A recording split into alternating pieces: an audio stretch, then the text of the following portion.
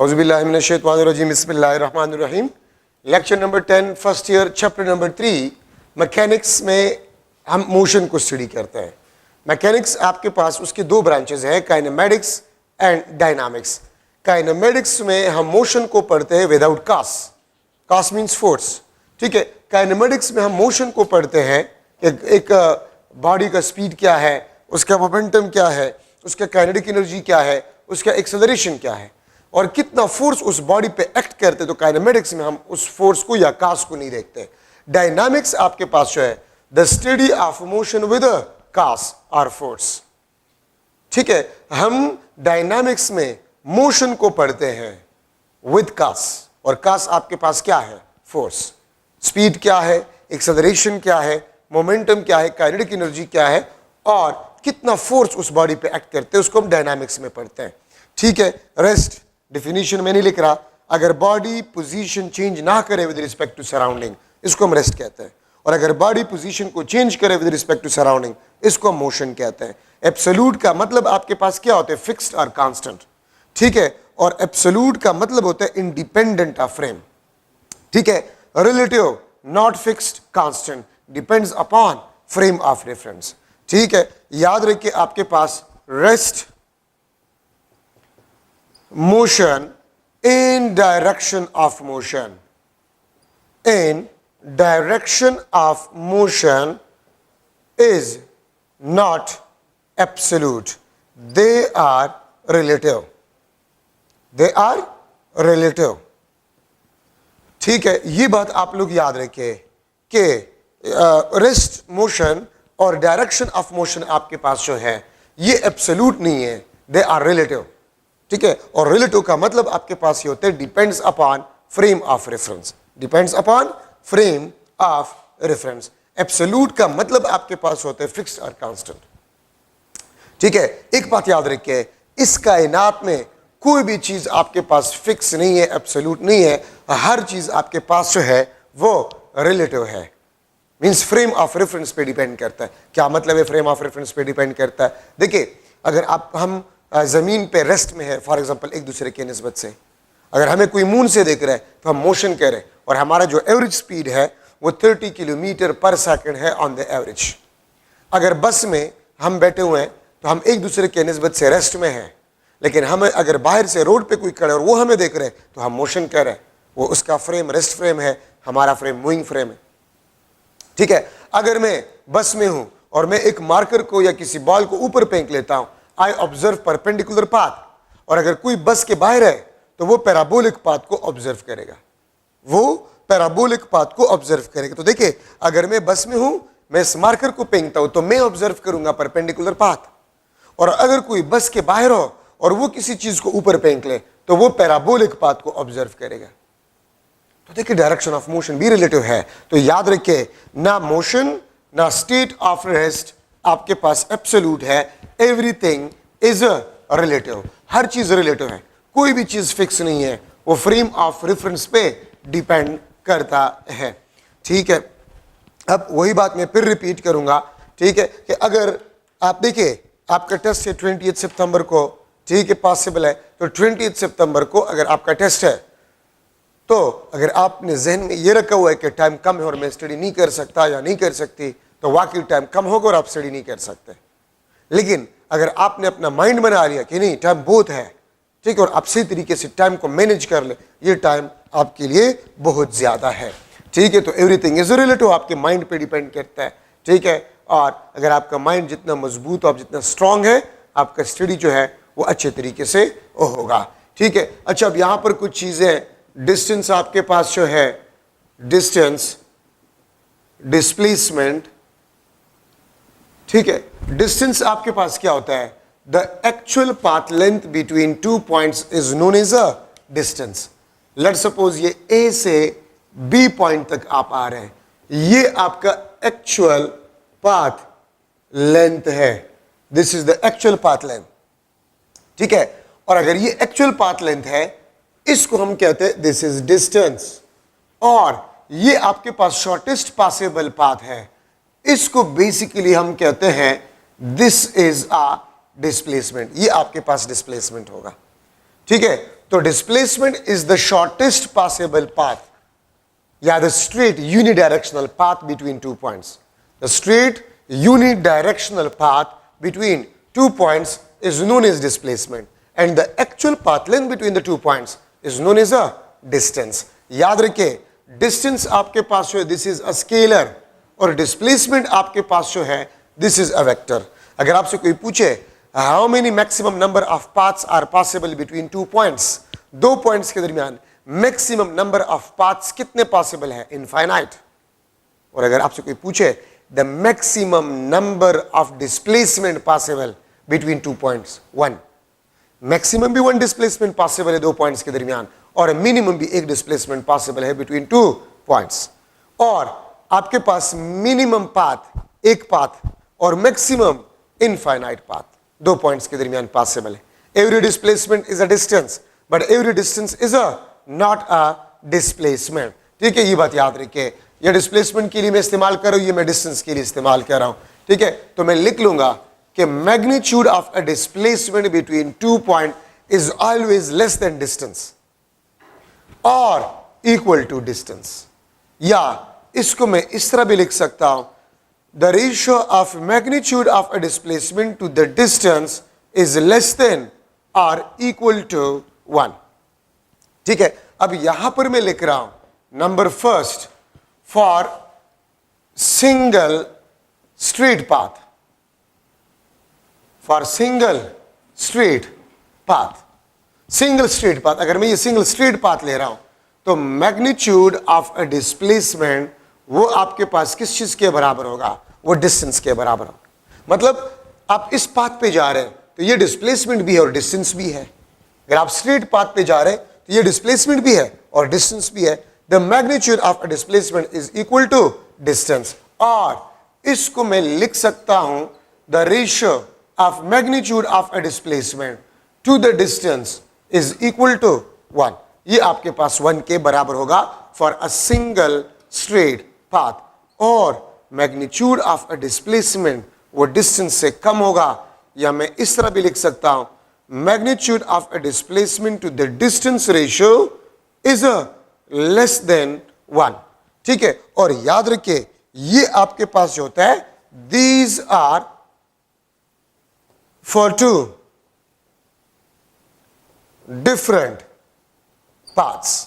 अगर 2 different paths हो, let's suppose ये 2 डिफरेंट पाथ्स है तो ये डिस्टेंस है, डिस्प्लेसमेंट नहीं है, ये डिस्प्लेसमेंट है, तो डिस्टेंस डिस्प्लेसमेंट से ज्यादा होगा.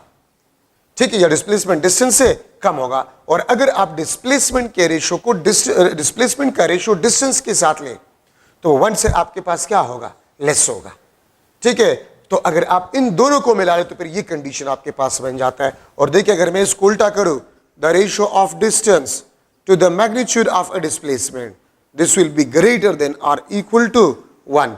This will be greater than और इक्वल टू 1 अगर आप इस रेशो को उल्टा करें. ठीक है, तो आपके पास जो है ये 1 से ग्रेटर होगा. ठीक है, या ज्यादा से ज्यादा इक्वल टू 1 होगा, जो कंडीशन मैंने लिख लिया. ठीक है, तो ये आपके पास डिस्टेंस और डिस्प्लेसमेंट पे इंपॉर्टेंट पॉइंट्स आपके पास बन गए. Displacement is a unidirectional path which is a vector. ठीक है, और डिस्टेंस आपके पास the actual path length between 2 points को हम डिस्प्लेसमेंट कहते हैं. ठीक है, अब यहाँ पर कुछ चीजें जो कि इजी है तो मैं टाइम उस पर ज़ाया नहीं करूंगा. स्पीड आपके पास जो है द डिस्टेंस ट्रेवल्ड पर यूनिट टाइम. डिस्टेंस ट्रेवल्ड पर unit time is a speed. ठीक है, इंस्टेंटेनियस स्पीड क्या होता है? Instantaneous speed short time interval में अगर आप स्पीड को ऑब्जर्व करें वो इंस्टेंटेनियस स्पीड कहलाएगा. यूनिफॉर्म स्पीड का मतलब क्या होगा? If the body travel equal distances in equal time the speed will be uniform. Average speed क्या होगा? The total distances travel divide by total time, उसको हम एवरेज स्पीड कहेंगे. वेरिएबल स्पीड अगर एक बॉडी इक्वल टाइम इंटरवल में different distances को travel करे तो फिर स्पीड को हम वेरिएबल स्पीड कहेंगे. और वेलोसिटी आपके पास क्या होता है? अगर मैं वेलोसिटी को लूं तो वेलोसिटी आपके पास जो है the displacement per unit time, वहां पर distance travel per unit time, यहां पर आपके पास displacement travel per unit time, इसको हम वेलोसिटी कहते हैं. वेलोसिटी इज अ वेक्टर और स्पीड आपके पास जो है इट इज अ स्केलर, क्योंकि उसमें हम डिस्टेंस की बात करते हैं, इसमें हम डिस्प्लेसमेंट की बात करते हैं। ठीक है, ये बात याद रखें। Instantaneous velocity, the velocity of a body at a short time interval. Uniform velocity, if the body travel equal displacement in equal time interval. ठीक है, variable velocity, if the body travel different displacement in a unit time. और आपके पास जो average velocity होगा the total displacement divide by total time. ठीक है, इसको हम वेलोसिटी कहते हैं। ये बात याद रखिए, मैग्नीट्यूड ऑफ वेलोसिटी आपके पास जो होता है इट इज स्पीड। अगर मैं लूं v is equal to 100 kilometre per hour east, if this is the velocity, तो मैं अगर इसका मैग्नीट्यूड निकालूं तो ये आपके पास होगा 100 kilometre per our. 100 kilometre per our is the magnitude of the velocity. तो मैग्नीट्यूड ऑफ वेलोसिटी आपके पास वो स्पीड कहलाता है। ठीक है, अच्छा, अब ये तो आसान से डिफिनीशन है, इस पे मैं टाइम ज़ाया नहीं करना चाहता। हाँ, इसमें जो चीज़ें एमसीक्यूज के लिए ज़रूरी है वो मैं डिस्कस करना चाहता हूँ। ठीक है, अब देखिए ये चीज़ें आपके लिए मुश्किल होंगे, मैं ये बता देता हूँ। हाँ, एवरेज स्पीड से पहले एक मैंने बताया यूनिफॉर्म स्पीड, एक मैंने बताया एवरेज स्पीड और एक मैंने बताया instantaneous speed. If the body is moving with uniform speed, अगर बॉडी यूनिफॉर्म स्पीड से मोशन कर रहा है तो याद रखें इंस्टेंटेनियस स्पीड और एवरेज स्पीड आपके पास क्या होंगे, बराबर होंगे। मैं फिर रिपीट कर रहा हूं, अगर एक बॉडी यूनिफॉर्म स्पीड से मोशन कर रहा है, अगर एक बॉडी यूनिफॉर्म स्पीड से मोशन कर रहा है तो उसका इंस्टेंटेनियस वेलोसिटी, ठीक है, और उसका एवरेज वेलोसिटी वो बराबर होंगे।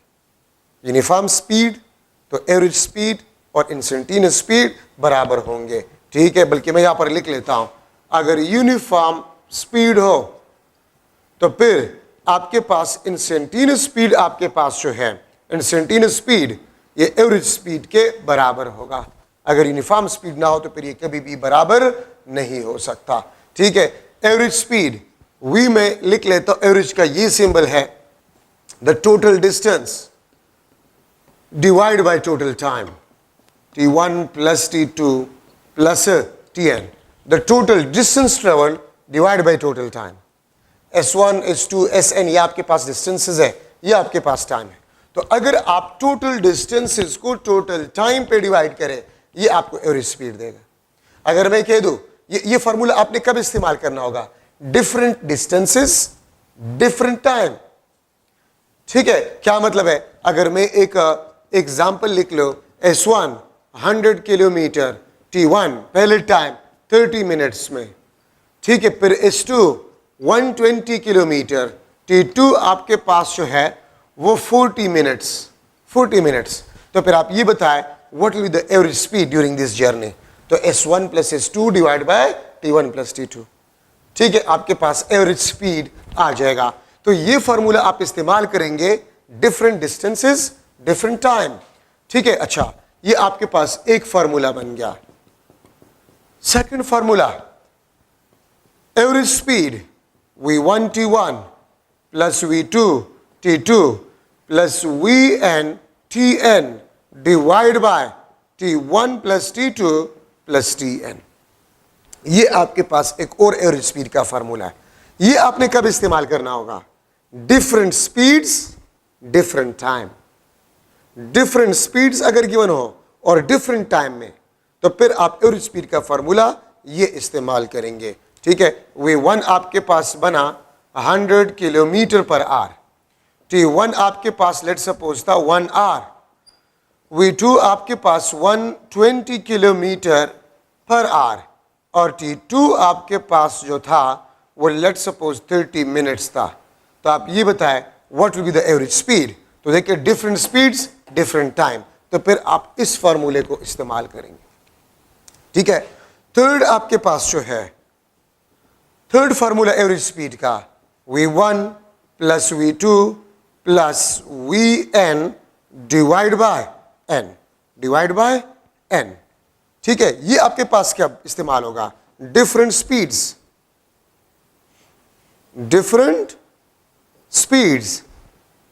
Same time, different speeds same time.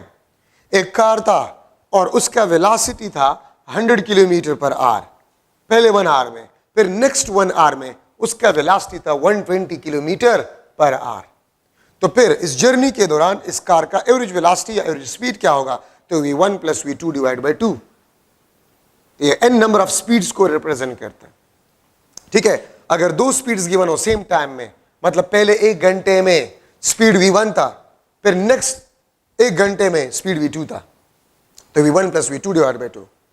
ठीक है, अगर पहले 1 आवर में v1 स्पीड था, फिर नेक्स्ट 1 आवर में v2, फिर नेक्स्ट 1 आवर में v3, तो फिर v1 plus v2 plus v3 divide by 3, ये आपके पास एवरेज स्पीड आ जाएगा। ठीक है, तो एवरेज स्पीड का फार्मूला अगर डिफरेंट स्पीड्स हो और सेम टाइम हो, तो फिर आप इस फार्मूले से एवरेज स्पीड को मालूम करेंगे।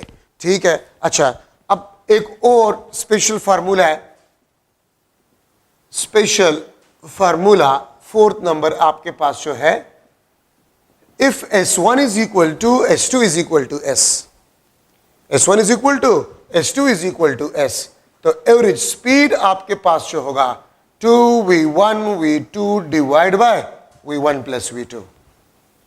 ठीक है, सेम डिस्टेंस डिफरेंट वेलोसिटी। आप लेट सपोज घर से कॉलेज जा रहे थे और कॉलेज से फिर वापस घर जा रहे थे, कॉलेज घर से कॉलेज, कॉलेज से फिर घर, तो ये आपको मैसेज दे रहा है सेम डिस्टेंस का, ये आपको सेम डिस्टेंस का मैसेज दे रहा है। आप घर से कॉलेज आपका वेलोसिटी v1 था, कॉलेज से वापस घर आपका वेलोसिटी v2 था, तो इस जर्नी के दौरान आपका एवरेज वेलोसिटी क्या था? तो 2v1 v2 divide by v1 plus v2। Main formula ये है, ये और ये तीनों फार्मूले इसी से डिराइव्ड है। ठीक है, इसी से हमने निकाला हुआ है। आप घर से बाजार जा रहे थे, आपका वेलोसिटी v1 था, बाजार से फिर वापस घर आ रहे थे, आपका वेलोसिटी क्या था? v2 था। तो इस जर्नी के दौरान एवरेज वेलोसिटी आपके पास क्या होगा? तो वो आप इस फार्मूले से मालूम कर सकते हैं। ठीक है, तो ये आपके पास जो है इंपॉर्टेंट डिस्कशन है। ठीक है, एवरेज वेलोसिटी में, एवरेज स्पीड में। एक्सेलरेशन आपके पास क्या है? Acceleration delta v divide by delta t। ठीक है, acceleration is equal to delta v divide by delta t। The time rate of change of linear velocity is equal to linear acceleration. The time rate of change of linear velocity is equal to linear acceleration. अगर velocity में change आएगा, ख्वाह magnitude of velocity में change आ जाए या direction में change आ जाए या दोनों में चेंज आ जाए, तो एक्सेलरेशन वो उसका फार्मूला आपके पास है, is equal to delta V divide by delta T. अगर मैं लिख लूं इन काइनेमेटिक्स, काइनेमेटिक्स में एक्सेलरेशन का जो कास आपके पास होगा वो डेल्टा वी होगा। ठीक है, और डायनामिक्स में अगर आपसे कोई पूछे इन डायनामिक्स एक्सेलरेशन का जो कास होगा वो आपके पास फोर्स होगा। काइनेमेटिक्स में एक्सेलरेशन का cause delta V, change in magnitude of velocity और change in direction of velocity और both change in magnitude and direction of velocity. ठीक है, और डायनामिक्स में एक्सेलरेशन का जो कास आपके पास होता है वो फोर्स होता है। ठीक है, तो पहली बात तो आप लोग ये याद रखिए। ठीक है, अच्छा, अगर मैं लिख लो if delta V is equal to positive, it means velocity is increasing, acceleration आपके पास पॉजिटिव होगा। ठीक है, if delta V is equal to negative, velocity is decreasing और एक्सेलरेशन आपके पास नेगेटिव होगा। याद रखिए, when the acceleration is positive, the direction of acceleration will be along the direction of motion. When acceleration is negative, the direction of acceleration will be opposite to the direction of motion. ठीक है, तो ये बात आप लोग याद रखिए। Negative acceleration को हम रिटार्डेशन या डिसेलरेशन भी कहते हैं। डिसेलरेशन का मतलब क्या होता है? Uniform decrease in velocity. Retardation का मतलब क्या होता है? A sudden large decrease in velocity, उसको हम रिटार्डेशन कहेंगे। तो नेगेटिव एक्सेलरेशन को हम डिसेलरेशन या रिटार्डेशन भी कहते हैं। ठीक है, अच्छा, मैग्नीट्यूड की वजह से एक्सेलरेशन, मैग्नीट्यूड चेंज की वजह से एक्सेलरेशन मालूम करना आसान है, लेकिन अगर मैं लिख लो v1 is equal to 3 metre पर सेकंड ईस्ट, ये आपके पास v1 वेलोसिटी, ये आपके पास v2 velocity which is 3 metre पर सेकंड नॉर्थ। ठीक है, अब आप अगर देखिए ये आपके पास चेंज इन अ वेलोसिटी है डेल्टा वी। ठीक है, अब अगर मैं आप लोगों से पूछ लूं कि आप मैग्नीट्यूड चेंज की वजह से मुझे बताएं एक्सेलरेशन प्रोड्यूस हो रहा है कि नहीं हो रहा, तो मैग्नीट्यूड 3 मीटर पर सेकंड, 3 मीटर पर second, the acceleration produce will be 0। और अगर आप डायरेक्शन को देखें तो ये आपके पास ईस्ट और नॉर्थ डायरेक्शन चेंज हो रहा है, तो डायरेक्शन चेंज की वजह से एक्सेलरेशन प्रोड्यूस होगा। और किस तरह प्रोड्यूस होगा, A will be equal to delta V divide by delta T. अगर आप देखिए तो हेड टू टेल रूल है, ये रिजल्टेंट को शो कर रहा है, तो मैं लिख सकता हूं V1 square plus V2 square plus 2V2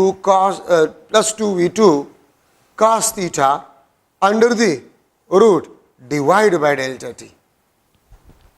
ठीक है, ये फार्मूला कभी आप लोगों ने देखा है, ये वही फार्मूला है, A square plus B square plus 2AB cos theta under the root magnitude of resultant vector को मालूम करने का फार्मूला है। और यहां पर अगर आप डेल्टा वी को देखें तो ये रिजल्टेंट को ही शो कर रहा है। ये किस चीज को शो कर रहा है, ये रिजल्टेंट को ही शो कर रहा है। ठीक है, तो V1 square plus V2 square plus 2V1V2 cos theta under the root divide by delta T. अब देखिए यहां पर ये परपेंडिकुलर है, थीटा इज अ 90, तो अगर थीटा आपके पास 90 है तो ये टर्म आपके पास क्या बन जाएगा, 0 बन जाएगा। तो मैं लिख लूंगा A is equal to V1 square plus V2 square divide by delta T. तो 3 स्क्वायर, यहां पर अगर मैं आपको टाइम लिख लूं कि ये 1 सेकंड में ये चेंज आया है, 1 सेकंड में ये चेंज आया, तो 3 स्क्वायर V1 स्क्वायर ये आपके पास 9, 3 स्क्वायर 9, 9 प्लस 9 18, तो आपके पास acceleration under the root of 18 metre पर सेकंड स्क्वायर आपके पास बने। या अंडर रूट 18 को मैं इस तरह भी लिख सकता हूं कि this is equal to 2 under the root of 3 under the root of 2 metre पर सेकंड स्क्वायर। ये आपके पास एक्सेलरेशन आ गया, क्योंकि अंडर रूट 18 को मैं लिख सकता हूं 9 मल्टीप्लाई बाई 2, 2 9 जा 18 और 9 का under root 3 under root 2 metre पर सेकंड स्क्वायर। ये आपके पास एक्सेलरेशन आया under the root of 18 metre पर सेकंड स्क्वायर। तो ये एक्सेलरेशन डायरेक्शन चेंज की वजह से आ गया, लेकिन मैग्नीट्यूड चेंज की वजह से एक्सेलरेशन वो 0 प्रोड्यूस होगा। If the velocity is constant, acceleration will be 0. If the velocity is not constant, means the velocity is changing, acceleration will be not equal to 0. अच्छा, ये तो आपके पास instantaneous acceleration, the acceleration at any instant of time, uniform acceleration, if change in velocity in equal time interval is same, तो फिर acceleration आपके पास uniform acceleration होगा। ठीक है, और अगर चेंज इन वेलोसिटी पर यूनिट टाइम वो आपके पास सेम ना हो तो फिर एक्सेलरेशन आपके पास वेरिएबल एक्सेलरेशन होगा। ठीक है, अच्छा अब यहां पर मैं लिख रहा हूं, अक्सर डेटा में आप देखिए, डेटा में आपने देखना होगा कि टाइम आपको क्या दिया गया और डेटा क्या दिया गया। अगर मैं कह दूं कि कार है और वो मोशन कर रहा है और उसका वेलोसिटी चेंज हो रहा है, ठीक है, 5 किलोमीटर 0 से 5 किलोमीटर पर आवर 1 सेकंड में, फिर 5 से 10 किलोमीटर पर आवर 1 सेकंड में, फिर 10 किलोमीटर पर आवर से 15 kilometre per our next 1 second में, तो फिर आप ये बताएं एक्सेलरेशन क्या होगा। तो अगर आप वेलोसिटी चेंज देखें तो वो 5 किलोमीटर पर आवर है और टाइम इंटरवल जो आपको दिया गया वो 1 सेकंड है। टाइम इंटरवल जो आपको दिया गया है वो 1 सेकंड है। ठीक है, तो delta V divide by delta T, तो 5 किलोमीटर पर आवर पर सेकंड आपके पास एक्सेलरेशन होगा। अब यहां पर मैं ले रहा हूं सम इंपॉर्टेंट ग्राफ्स, ठीक है, लेकिन जनरली ग्राफ को मैं पहले इस तरह डिस्कस कर रहा हूं, ये एक्स एक्सिस, ये आपके पास वाई एक्सिस, ये एक्स एक्सिस, ये आपके पास क्या है, वाई एक्सिस है। ठीक है, तो अगर ये एक्स एक्सिस है, ये आपके पास वाई एक्सिस है, तो फर्स्ट ऑफ ऑल तो slope which is equal to tangent theta and tangent theta is equal to y divided by x. ये आपके पास slope y along y axis जो पैरामीटर है उसको आप x पैरामीटर पे डिवाइड करें, ये आपको स्लोप ऑफ अ ग्राफ देगा। ठीक है, और एरिया इनक्लोज्ड आपके पास जो है this is equal to y multiply by x।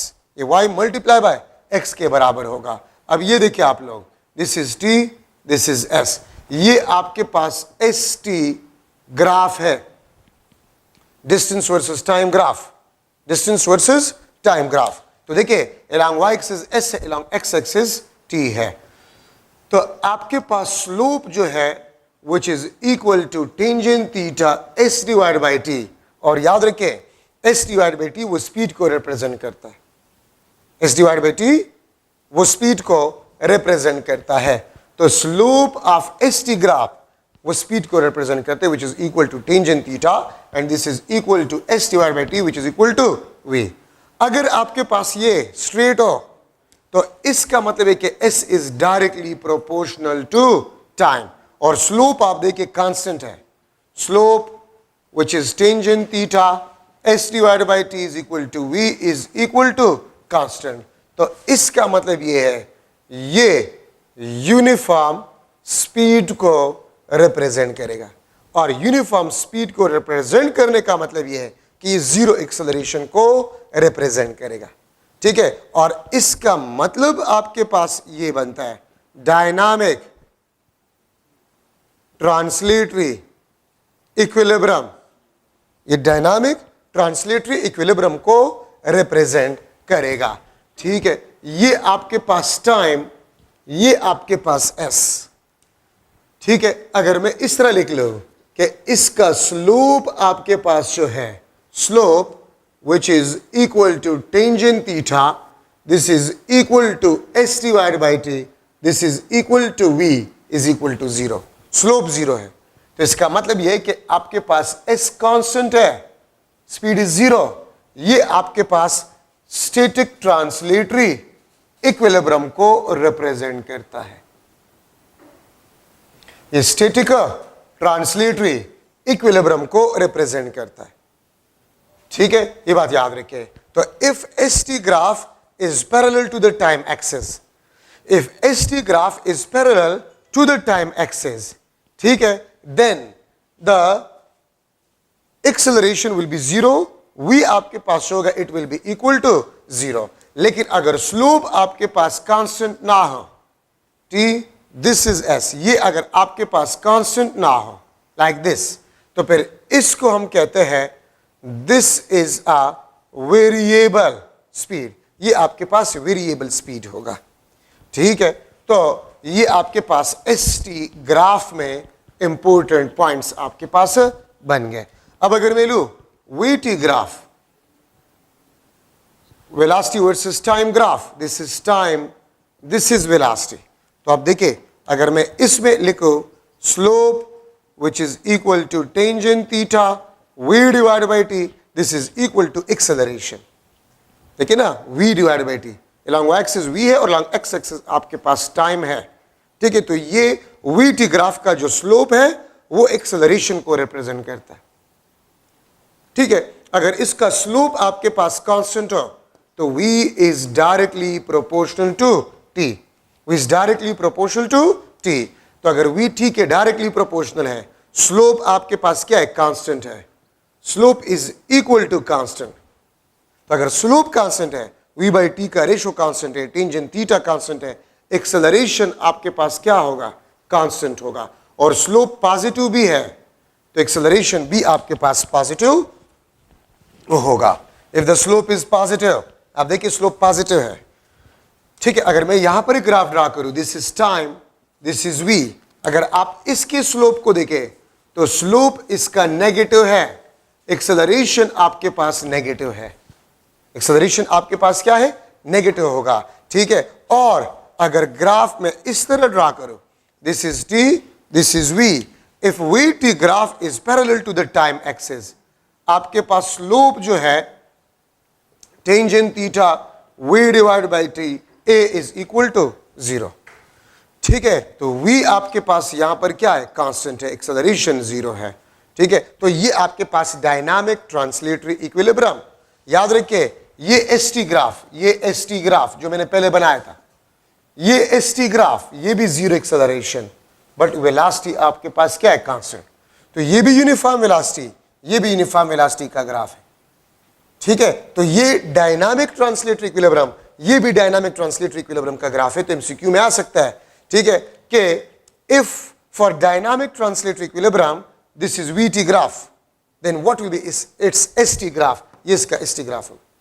Dynamic translatory equilibrium का अगर ये एसटी ग्राफ है तो इसका वीटी ग्राफ क्या होगा, तो इसका वीटी ग्राफ आपके पास है वो ये होगा, ठीक है। अच्छा, अब यहां पर अगर मैं लिख लो the area enclosed by VT graph, area enclosed by VT graph, VT graph का जो एरिया इनक्लोज्ड आपके पास होता है ये किस चीज को रिप्रेजेंट करेगा, ये डिस्टेंस ट्रेवल्ड को रिप्रेजेंट करेगा। ये किस चीज को रिप्रेजेंट करेगा, ये डिस्टेंस ट्रेवल्ड को रिप्रेजेंट करेगा, ठीक है। आप देखिए ना, अगर मैं एरिया इनक्लोज्ड की बात करूं तो यहां पर वी है आपके पास, यहां पर टी है, तो एरिया वीटी और वीटी आपके पास होते हैं, ये आपको डिस्टेंस के बारे में बताता है। तो area enclosed by VT graph represent distance travelled, ठीक है। अच्छा, ये दो आपके पास ग्राफ्स है, मुख्तलिफ बुक्स में एमसीक्यूज की शक्ल में लिया गया है। अगर ये बॉल है और इसको मैं ऊपर से नीचे फॉल करवा रहा हूं, ये ग्राउंड है और ग्राउंड के साथ टकराने के बाद ये वापस जो है इस हाइट तक आ जाता है। बॉल है, हमने इसको फेंक लिया, ठीक है, जमीन की तरफ जा रहे हैं, जमीन के साथ टकराने के बाद ये बाउंस बैक हो जाता है, तो इसका वीटी ग्राफ आपके पास क्या होगा, ठीक है, इसका वीटी ग्राफ आपके पास क्या होगा। तो देखिए, अगर मैं किसी चीज को रेस्ट से गिरा रहा हूं तो यहां पर वेलोसिटी क्या है, जीरो। जब ये गिरेगा और नीचे जाएगा, velocity will be increase and just before hitting the ground the velocity will be maximum. तो देखिए, जीरो से शुरू हो रहा है, यहां पर वेलोसिटी आपके पास जीरो और just before hitting the ground velocity is maximum, velocity is a maximum. तो देखिए, जीरो से शुरू हो रहा है, जीरो से शुरू हो रहा है मैक्सिमम, और फिर मैक्सिमम से वापस यहां पर आ रहा है, ये आपके पास जीरो, ये आपके पास जीरो, ये आपके पास zero, just before hitting the ground the velocity is maximum. उल्टा वी, ठीक है, उल्टा वी आपके पास इसका ग्राफ आएगा, ठीक है। और अगर इसका आप एसटी ग्राफ जो है ड्रा करें, ठीक है, अगर आप एसटी ग्राफ इसका ड्रा करें तो यहां पर वेलोसिटी जीरो है, फिर अगर नीचे जाएगा तो वेलोसिटी इंक्रीज इंक्रीज इंक्रीज, तो पैराबोलिक शेप का आपके पास जो है इसका ग्राफ होगा, ठीक है। एक्सेलरेटेड मोशन आपके पास है तो पैराबोलिक लाइक दिस, ठीक है। वेलोसिटी आपके पास जो है, सॉरी डिस्टेंस आपके पास जो है, डिस्टेंस वर्सेस टाइम ग्राफ, वो आपके पास पैराबोलिक होगा। या मैं यहां पर एक और चीज लिख लेता हूं ताकि आप दोनों को कंपेयर कर लें। चलिए मैं इसके ऊपर बना देता हूं। ये देखिए, अब अगर एक बॉल को मैं ऊपर फेंक रहा हूं और यहां से ये फिर वापस आकर यहां पर आपके हाथ में वापस आ जाता है, यहां पर वेलोसिटी क्या होता है, मैक्सिमम, यहां पर वेलोसिटी क्या होता है, जीरो। तो देखिए, मैं किसी चीज को ऊपर फेंक रहा हूं तो मैक्सिमम वेलोसिटी से वो जाएगा और फिर हाईएस्ट पॉइंट पे वेलोसिटी क्या होगा, जीरो। फिर जब नीचे गिरेगा वेलोसिटी विल बी इंक्रीजेस। तो ये आपके पास टी, ये आपके पास वी, तो जीरो मैक्सिमम से शुरू हो रहा है, जीरो और फिर जीरो से मैक्सिमम, ये आपके पास इसका वी टी ग्राफ होगा। और पैराबोलिक एक का आपके पास एस टी ग्राफ ये होगा, ये, और दूसरे का आपके पास जो है एस टी ग्राफ वो आपके पास ये होगा, ठीक है। तो ये इसका वी टी ग्राफ है, ये इसका आपके पास वी टी ग्राफ है। So these are some important graphs. अच्छा, equation of motions है, equation of motions for uniformly accelerated moving bodies. अगर A आपके पास यूनिफॉर्म हो, अगर A आपके पास यूनिफॉर्म हो तो फिर आपके पास इक्वेशंस आते हैं, VF is equal to VI plus AT. Second आपके पास जो है S is equal to VIT plus half AT square. Third 2AS is equal to VF square minus VI square.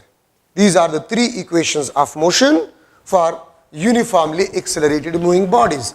अगर एक्सेलरेशन आपके पास यूनिफॉर्म हो, अगर एक्सेलरेशन आपके पास यूनिफॉर्म हो तो फिर हम इन तीन इक्वेशंस को इस्तेमाल कर सकते हैं, और अगर एक्सेलरेशन यूनिफॉर्म ना हो फिर हम इन इक्वेशंस को इस्तेमाल नहीं कर सकते। देखिए, अगर मैं एक एमसीक्यू बना लूं, द डिस्टेंस ट्रेवल्ड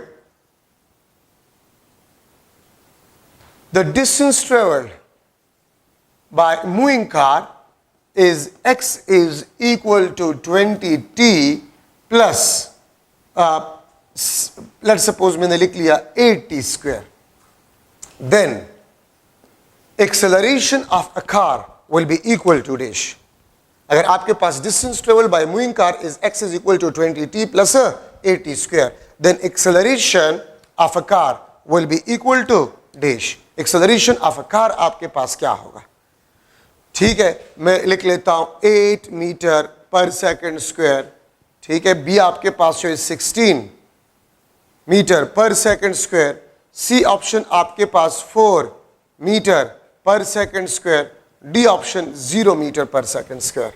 तो आप क्या करें, ये जरूरी नहीं है कि मैंने सिर्फ इक्वेशन ऑफ मोशंस में ये एमसीक्यू बना लिया तो ये इस किस्म के एमसीक्यू सिर्फ इन इक्वेशंस के लिए पॉसिबल है। नो, इस किस्म की इक्वेशन एमसीक्यूज इस इक्वेशंस के लिए सिर्फ पॉसिबल नहीं है, किसी भी इक्वेशन में इस किस्म के एमसीक्यूज बनाए जा सकते हैं। आपका काम क्या होगा, सबसे पहले तो कोशिश करें कि इक्वेशन कौन सा है, इसको पहचानने की कोशिश करें। तो देखिए, इसमें टी स्क्वायर है तो मुझे यहां से पता चल गया कि this is the second equation of motion. अच्छा, फिर देखिए, ये आपके पास हाफ ए है, ये आपके पास 8 है, ये आपके पास हाफ ए, ये आपके पास 8 है, तो हाफ ए 8 के साथ कंपेयर करें, ए आपके पास बन जाएगा 16 मीटर पर second square. A will be equal to 16 metre पर सेकंड स्क्वायर। ठीक है, तो ये आपके पास एक्सेलरेशन होगा, तो ऑप्शन आपके पास ये है। तो मैंने क्या कहा, इस किस्म के एमसीक्यूज किसी भी इक्वेशंस में बनाए जा सकते हैं। तो आप लोगों का सबसे पहला काम क्या होगा कि आप पहचान सके कि इक्वेशन कौन सा है, फिर आप कंपेयर करें आपसे क्या मांग रहा है, तो क्लियर कट आपको पता चल जाएगा कि आपसे क्या मांग रहा है। ठीक है, आसानी से आप उसको फिर सॉल्व कर सकते हैं। अगर मैं लिख लो free falling bodies, free falling bodies में ए आपके पास जो है वो जी के बराबर है। कोई भी बॉडी अगर फ्री फॉल मोशन कर रहा है तो इसकी एक्सेलरेशन को हम जी से रिप्लेस कर जाते हैं। तो देखिए, आपके पास इक्वेशन ये बन जाता है, V F is equal to V I plus G T. Second आपके पास H is equal to V I T plus half G T square. Third 2gh is equal to V F square minus V I square. V F is equal to V I plus G T. ठीक है, second number आपके पास जो है h is equal to V I T plus half G T square. Third आपके पास जो है 2gh is equal to V F square minus V I square. ये फ्री फॉलिंग मोशन के लिए है। ठीक है, अच्छा, अब फ्री फॉलिंग मोशन में अगर एक बॉडी फ्री फॉलिंग मोशन करे तो acceleration will be equal to g। और अगर आप इन तमाम में देखिए कहीं पर आपको मास नजर नहीं आएगा, ठीक है, तो इसका मतलब ये होता है कि अगर दो बॉडीज डिफरेंट मासेस वाले फ्री फॉल मोशन कर रहे हैं तो उसके वेलोसिटी, उसकी एक्सेलरेशन इंडिपेंडेंट ऑफ मास होगा। ठीक है, एयर रेजिस्टेंस को अगर हम नेग्लेक्ट करें। अच्छा, ये लेट सपोज आपके पास हाइट h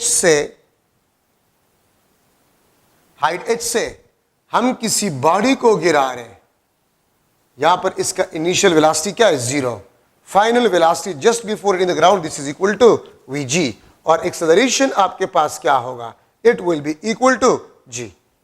इनिशियल वेलोसिटी आपके पास 0 है, vf is equal to vg। Acceleration आपके पास क्या होगा, this will be equal to g। अच्छा, अब फर्स्ट इसमें important point, what will be the velocity just before hitting the ground, ये आपके पास under the root of 2gh होगा। Just before hitting the ground the velocity will be equal to under the root of 2gh। ठीक है, ये कहां से आ गया, ये इस इक्वेशन से, V F V G V I 0 plus 2gh। ठीक है, थर्ड इक्वेशन ऑफ मोशन। इससे इनिशियल वेलोसिटी 0, ये vg 2gh, स्क्वायर रूट निकाले आपके पास ये फार्मूला आ जाए। So this is the velocity just before hitting the ground. तो vg is equal to under the root of 2gh। तो अगर मैं आपसे पूछूं 10 मीटर हाइट से हम एक बॉडी को गिरा रहे हैं, what will be the velocity of a body just before hitting the ground? तो इसमें पुट करें, याद रखें जहां पर स्मॉल g यूज्ड होगा तो स्मॉल g को 9.8 के बजाय आप 10 लिया करें, आसानी के लिए आप 10 लिया करें, तो आप आसानी से इसको सॉल्व कर सकते हैं। ठीक है, 10 मीटर हाइट से हम एक बॉडी को गिरा रहे हैं just before hitting the ground, इसका वेलोसिटी क्या होगा? तो आप इस फार्मूले से इसको मालूम कर सकते हैं।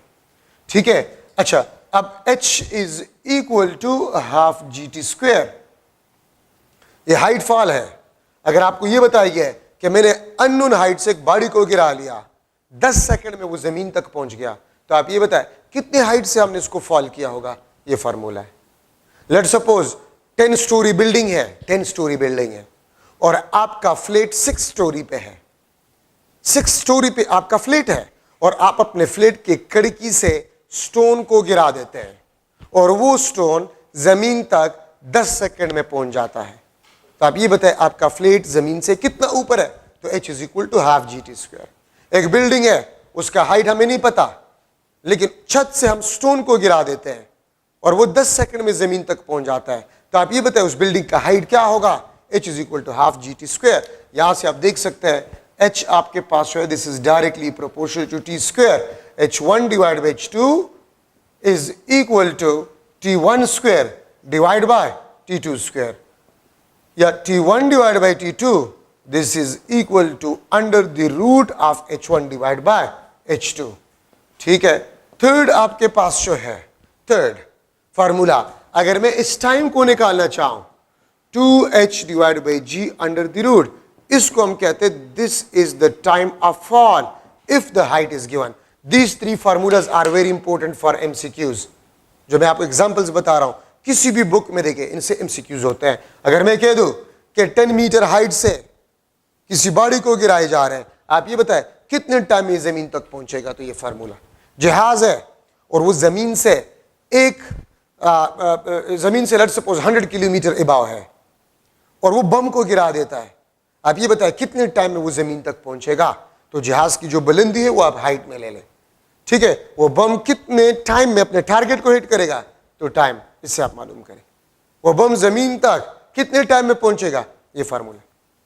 ठीक है, आपका फ्लैट है, उसका हाइट गिवन है। लेट्स सपोज आपका फ्लैट है किसी 10 स्टोरी बिल्डिंग पे और उसका हाइट आपके पास जो है वो लेट्स सपोज 30 मीटर है। आप ये बताएं कितने टाइम में वो जमीन तक पहुंचेगा? This is the formula, t is equal to under the root of 2h divide by g। इस फार्मूले से आप टाइम ऑफ फॉल को मालूम कर सकते हैं। ठीक है, तो ये 3 काफी इंपॉर्टेंट फार्मूले हैं। अगर आप किसी भी बुक में देखें, इवन प्रीवियस पेपर्स में देखें, इससे MCQs है। अच्छा, अगर आप vg देखें, velocity just before hitting the ground, this is directly proportional to the square root of h। ठीक है, या मैं इसको लिख सकता हूं v1 divide by v2 is equal to under the root of h1 divide by h2। ठीक है, तो आप वेलोसिटी को देखें just before hitting the ground, आप हाइट फॉल को देखें, आप टाइम फॉल को देखें, ये तीनों मास से इंडिपेंडेंट है।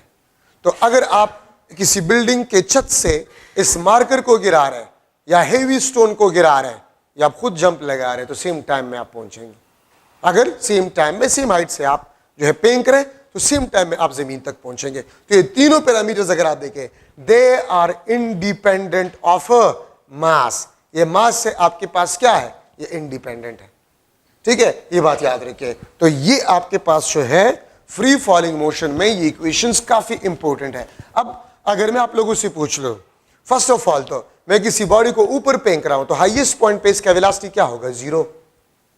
हाईएस्ट पॉइंट पे एक्सेलरेशन क्या होगा? g, non zero. Highest point पे एक्सेलरेशन g होगा और हाईएस्ट पॉइंट पे वेलोसिटी क्या होगा? 0। ठीक है, अगर मैं आपसे क्वेश्चन करूं कि मेरे हाथ में ये 2 मार्कर्स है, सेम हाइट से सेम टाइम में, एक को मैं ऊपर थ्रो कर लेता हूं और दूसरे को जस्ट लीव डाउनवर्ड। ये एक बिल्डिंग है, एक बिल्डिंग है, एक बॉडी को सेम हाइट से मैं ऊपर थ्रो कर रहा हूं, ठीक है, और दूसरे बॉडी को सेम हाइट से सेम टाइम में मैं फॉल करवा रहा हूं। ये आपके पास ए, ये आपके पास बी। ठीक है, मैं इस ए को लिख लेता हूं, ए थ्रो अपवर्ड, अपवर्ड, ठीक है, and B leave downward in same time, in same time from same height. अगर मैं आप लोगों से एक क्वेश्चन करूं, ठीक है, अगर मैं आप लोगों से एक क्वेश्चन करूं कि आपके पास दो बॉडीज है ए और बी, ए को मैंने ऊपर थ्रो किया, लेकिन जिस टाइम में मैंने इसको वी वेलोसिटी से ऊपर थ्रो किया उसी टाइम में मैंने बी को जस्ट लीव डाउनवर्ड, तो मैं आपसे क्वेश्चन कर सकता हूं which will reach the ground first, या which option will be correct? A will reach the ground first, B will reach the ground first, both will reach in same time, या none of these? तो याद रखिए आपके पास B जो होगा वो पहले पहुंचेगा, क्योंकि ये ए ऊपर जाएगा और फिर गिरेगा, लेकिन बी डायरेक्टली नीचे आ रहा है, तो बी विल फॉल फर्स्ट, ये फर्स्ट फॉल करेगा, ठीक है। और ए और just before hitting the ground velocity क्या होगा? V A will be equal to V B, V A greater than V B, ठीक है, या V A less than V B, या नन ऑफ दीज। याद रखिए इस ए को आप देखें, यहां पर अगर हम इसको डाउनवर्ड थ्रो करें तो इसका वेलोसिटी जीरो होगा बी का, लेकिन ए ऊपर जाएगा और फिर गिरेगा तो यहां पर ए का वेलोसिटी जीरो नहीं है, वी वेलोसिटी है, ठीक है। तो इसलिए just before hitting the ground the velocity of A body will be greater than the velocity of B body, ठीक है, ये बात याद रखिए। तो just before hitting the ground the velocity of A body will be greater than the velocity of B. अगर मैं इस क्वेश्चन को इस तरह लिख लो, अगर मैं इस क्वेश्चन को इस तरह लिख लूं कि A throw upward, upward and B throw downward with same velocity, with same velocity V. A को मैंने नीचे थ्रो किया वी वेलोसिटी से और बी को मैंने ऊपर थ्रो किया वी वेलोसिटी से, सेम हाइट से एक को मैंने अपवर्ड थ्रो किया वी वेलोसिटी से और दूसरे को थ्रो किया डाउनवर्ड। जस्ट फॉल मतलब ये लीव टू फॉल, ये लीव टू फॉल, लेकिन थ्रो का मतलब ये होता है, ठीक है। तो वेलोसिटी आपके पास क्या है? वी। तो मैं इसमें अगर आपसे क्वेश्चन करूं तो इसमें फिर आपके पास वही बात होगा कि A throw upward, B throw downward, तो B will reach ground first, B will reach the ground first, ठीक है। और वेलोसिटी आपके पास होगा V G A will be equal to V G B. क्यों? क्योंकि सेम वेलोसिटी से आप एक को अपवर्ड थ्रो करें, दूसरे को डाउनवर्ड थ्रो करें, तो इसलिए just before hitting the ground velocity भी आपके पास क्या होगा? सेम होगा, ठीक है। तो ये आपके पास जो है इंपॉर्टेंट जो दो कंसेप्ट थे वो मैंने आपको बता दिए, ठीक है। अगर मैं लिख लूं if body start motion from rest, if body start motion from rest means vi is equal to 0 meter per second with uniform acceleration, with a uniform acceleration a, and travel x1 distance, and travel x1 distance in t time interval, t कुछ भी हो सकता है, in t time interval, then distance traveled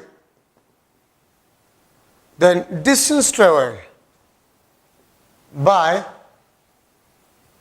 body in any time interval, and any time interval will be xn is equal to 2n minus 1 into x1। ये 2n minus 1 किस चीज को represent करता है? ये ऑड नंबर को represent करता है। अगर मैं लिख लो इन सेकंड इंटरवल तो n क्या होगा? 2, तो 2 2 4 minus 1, ये 3 आ जाएगा, ठीक है। अगर मैं लिख लो इन थर्ड टाइम इंटरवल तो n आपके पास क्या होगा? 3 होगा। अगर मैं लिख लो इन सेकेंड टाइम इंटरवल, अगर मैं लिख लूं इन सेकेंड टाइम इंटरवल तो x2 आपके पास 3 टाइम्स ऑफ x1 होगा। अगर मैं लिख लूं इन थर्ड टाइम इंटरवल, ये फ्री फॉल मोशन के लिए हो या लीनियर मोशन के लिए, तो x आपके पास 3 होगा 5x1। अगर मैं लिख लूं in fourth time interval, in fourth time interval तो आपके पास x4 7x1। तो देखिए ये आपके पास 3, ये 5, ये 7, 2n-1 आपको ऑड देता है। x1 3x1 5x1 7x1 9x1 11x1, इस तरह आपके पास रिजल्ट आएगा। उसका मतलब आपके पास ये होता है।